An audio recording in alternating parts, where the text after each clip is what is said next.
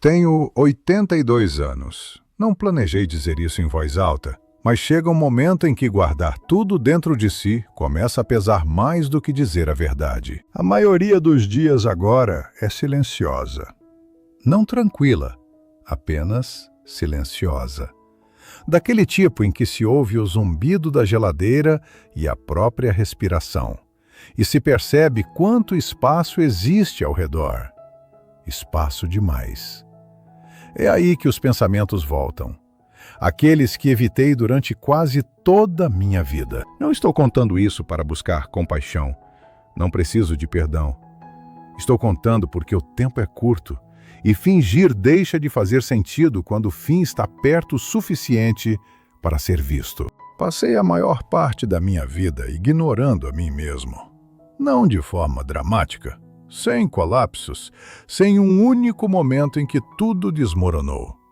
Eu apenas continuei colocando minhas próprias necessidades em algum lugar bem abaixo na lista, até que um dia olhei ao redor e percebi que não restava mais nada para adiar. Na minha idade, as pessoas presumem que você tem a sabedoria organizada como uma lição pronta para ser entregue. A verdade é mais confusa. A maior parte do que sei chegou tarde demais para mudar a minha própria vida. Acordo cedo agora, mesmo quando não preciso. Velhos hábitos permanecem muito depois de deixarem de ser úteis.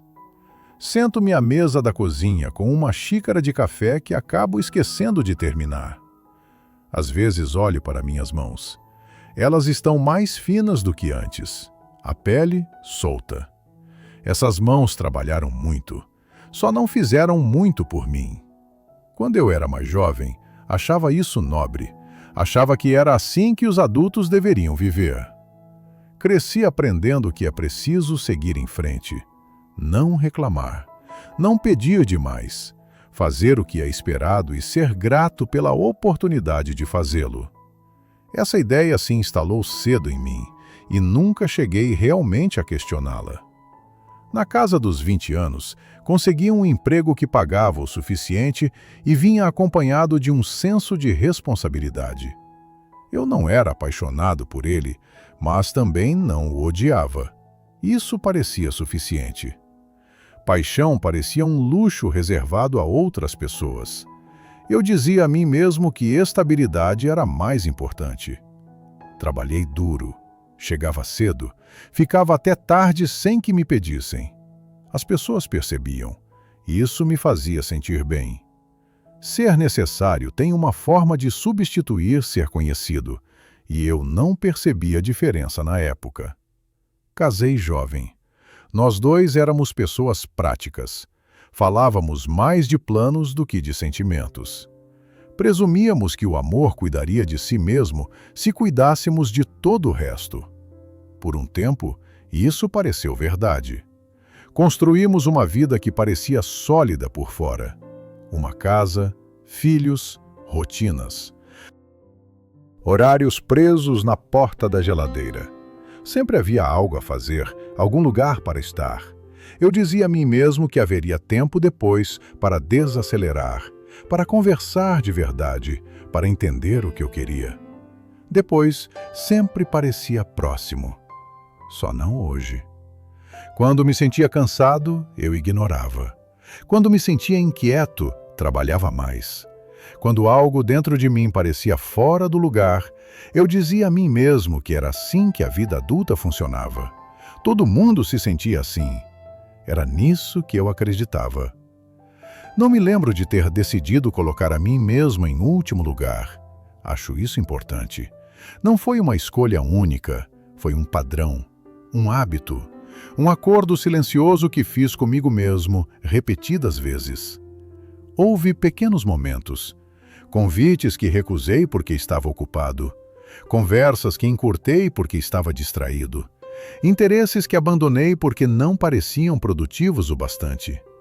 Eu não pensava neles como perdas, pensava neles como sacrifícios, temporários. Perdi aniversários, não todos, apenas o suficiente.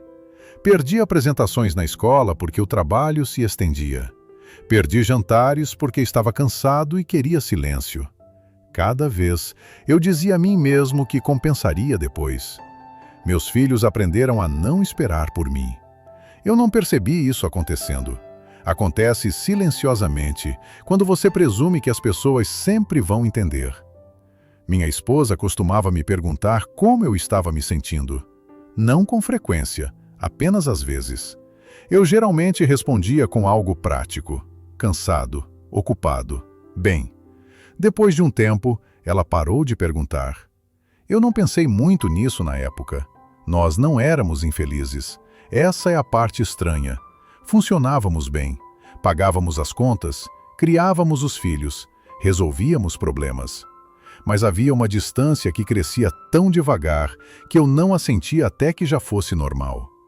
Eu dizia a mim mesmo que isso era o que compromisso significava: resistência, confiabilidade. Não percebi o quanto de mim mesmo eu estava silenciosamente deixando de lado.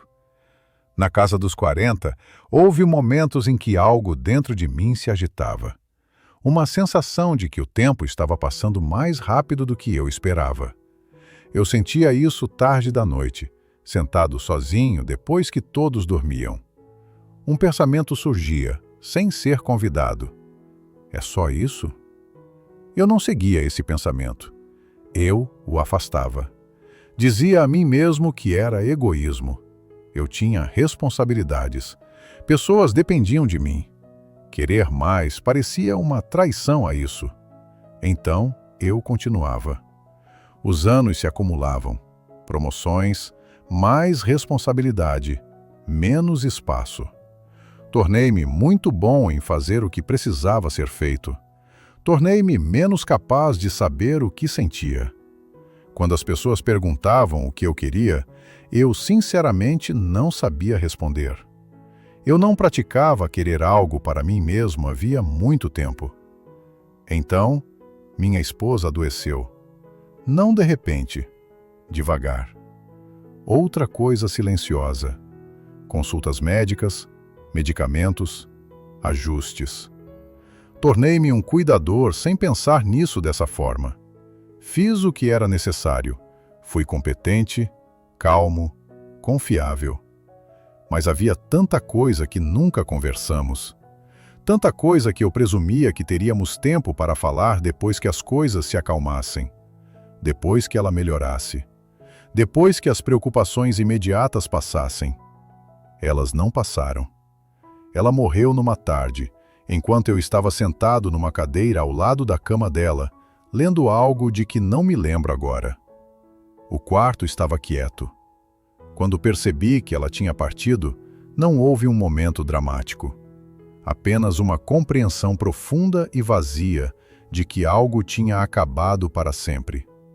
Depois do funeral, depois das comidas deixadas pelos outros e das palavras de consolo desaparecerem, voltei para uma casa que parecia estranha.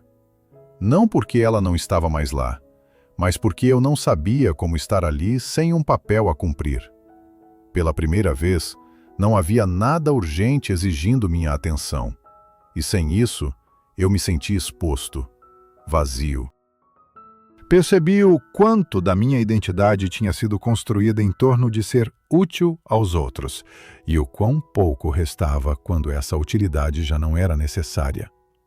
Foi aí que começou a ficar claro, dolorosamente claro. Vi todos os momentos que adiei, todas as conversas que pensei que teria depois, todas as partes de mim que presumi que retomaria algum dia. Não havia mais algum dia. Meus filhos estavam crescidos, com suas próprias vidas. Eles se importavam comigo, mas não precisavam de mim como antes. Isso é natural. É como deve ser. Ainda assim, me deixou sozinho com perguntas que evitei por décadas. Quem eu era, afinal, sem obrigações para me esconder atrás delas? Tentei me reconectar com coisas de que um dia gostei. Ler, caminhar, escrever pensamentos. Parecia estranho. Como visitar um lugar onde você morou e perceber que já não pertence mais a ele. Algumas perdas não podem ser recuperadas, nem mesmo com esforço. O que mais lamento não é o trabalho, não são as longas horas ou as responsabilidades. É a forma como aprendi a ignorar a mim mesmo tão completamente que deixei de reconhecer a minha própria voz. Lamento ter presumido que resistir era o mesmo que ter sentido.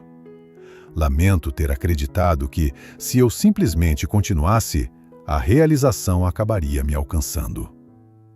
Há relacionamentos que nunca se curaram porque esperei tempo demais para estar presente de verdade. Há partes de mim que nunca se desenvolveram porque eu disse a mim mesmo que não eram importantes o suficiente. Não se pode voltar atrás e aprender a ouvir a si mesmo quando os anos já passaram. Não se pode recriar a energia, a abertura, a chance de escolher diferente. Agora, aos 82, meus dias são medidos de outra forma. Consultas médicas, comprimidos alinhados pela manhã, caminhadas curtas que antes eram longas. Não tenho a força que tinha, nem física, nem emocional. Mas tenho clareza. E clareza, quando chega tão tarde, é um presente estranho. Ela não conserta nada. Apenas mostra a verdade sem perguntar o que você pretende fazer a respeito. Se você está ouvindo isso e é mais jovem, eu não vou lhe dizer o que fazer. Não tenho instruções. Tenho apenas o que vivi. Ignorar a si mesmo não parece perigoso no início. Parece responsável. Parece maduro. As pessoas elogiam você por isso. Dependem de você. Você começa a acreditar que ser necessário é suficiente. Mas há um custo silencioso, e ele cobra juros com o tempo. Se existe algo dentro de você pedindo atenção, isso não desaparece só porque você está ocupado. Ele espera. E esperar não o torna menor, torna-o mais pesado. Você não precisa correr atrás da felicidade. Eu nem sei mais o que isso significa. Mas prestar atenção importa. Ouvir importa. Nem tudo precisa ser útil para valer o seu tempo. Eu gostaria de ter entendido que cuidar de mim mesmo não era uma traição aos outros. Que talvez tivesse me tornado mais presente, não menos. Não posso mudar a forma como minha vida se desenrolou. Fiz as pazes com isso, na medida do possível. Algumas noites ainda são difíceis. Algumas manhãs parecem mais longas do que deveriam. Não estou com raiva. Na maior parte do tempo, estou quieto. E honesto, finalmente. Se isso significou algo para você, se despertou algo que você vem deixando de lado, espero que não ignore como eu ignorei. Você não precisa agir imediatamente. Só não finja que isso não existe. Quanto a mim, vou terminar meu café. Vou sentar perto da janela. Vou lembrar do que puder e deixar o resto ser o que é. Não resta muito tempo agora. E tudo bem. Eu só gostaria de ter escutado antes.